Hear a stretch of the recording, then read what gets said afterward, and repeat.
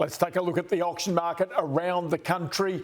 And there were 2,059 auctions in the past week with a clearance rate of 64.1%. Now, Sydney was busy, 873 auctions. The clearance rate there was 63.2%. You can see Melbourne, though, the busiest market around the country, 749 auctions. A clearance rate, you can see, just a little over 70%.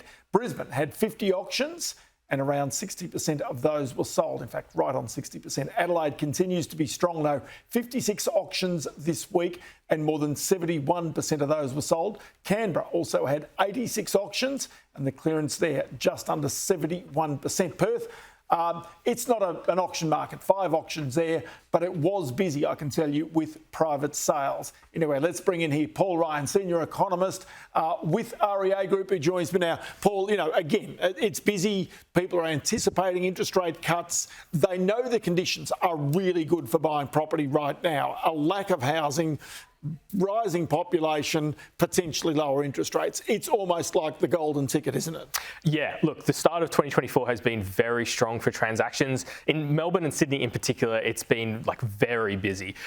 And even given that, we've had really strong auction clearance rates. They've held above 60%. There's a lot of housing demand out there. I think people are anticipating prices are going to keep rising. Well, that's it. And so because people are anticipating, they always will get in ahead of that. The question is, where are the developers? Where are those people who are saying there's appetite out there for people to buy? Normally that's a time when the developers, sharpen their pencils and start building. It's not necessarily there right now. Yeah, there's a huge amount of uncertainty in the building industry.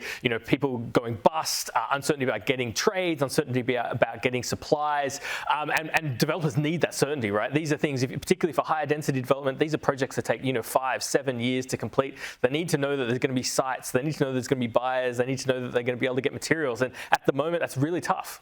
And of course, this is almost a hangover from the COVID years, where the developers either went broke or went back into their shell. And so what we really saw was cranes disappearing in particular of our capital cities. At one stage there was so much development, largely fueled by Chinese investment into Australia, but much of that, because of their crash, has now disappeared back home. But we're starting to see the precursors for conditions improving. So we've got investors coming back into the market really strongly as rents have increased. Investors obviously are a key amount of investment into those big projects. The other thing that we've seen is price rises for construction inputs have started to slow, and ideally we get some deflation. We get prices falling back towards the levels they were before the pandemic. We haven't seen that yet, but that will give developers more certainty. Okay, so can I ask you about one thing? The government is encouraging developers to get into the market with these build-to-rent projects. Now, to me, any developer worth their salt is all about the transaction.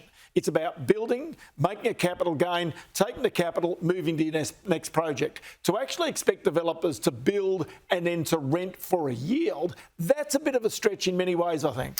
It's a different business model. It requires developers to have more capital. They're holding more assets on their balance sheet.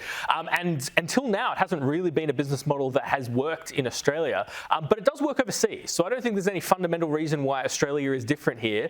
It is about setting the right incentives, and the government is talking about what are those incentives to get developers. Okay, but that's also the incentive to get superannuation funds to really try and divert their capital into this area, because they're the ones with the deepest pockets that could create these additional homes in Australia to create more affordability. That's the trick here, isn't it? Yeah, I think superannuation funds have been quoted as being a likely investor in this sector. They're the types of investors that have those deep pockets that can invest for a long period of time.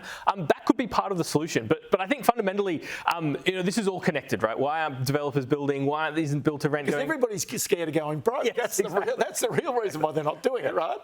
But liberalising zoning and making more sites available for higher density development, basically that would lower costs for developers. That would make the bar for new projects lower. I think that's where we start to think about where can we find these sites for developers to build in. Paul Ryan, always good to have you on the program. Senior economist with REA Group. Many thanks for your time. Thank you very much.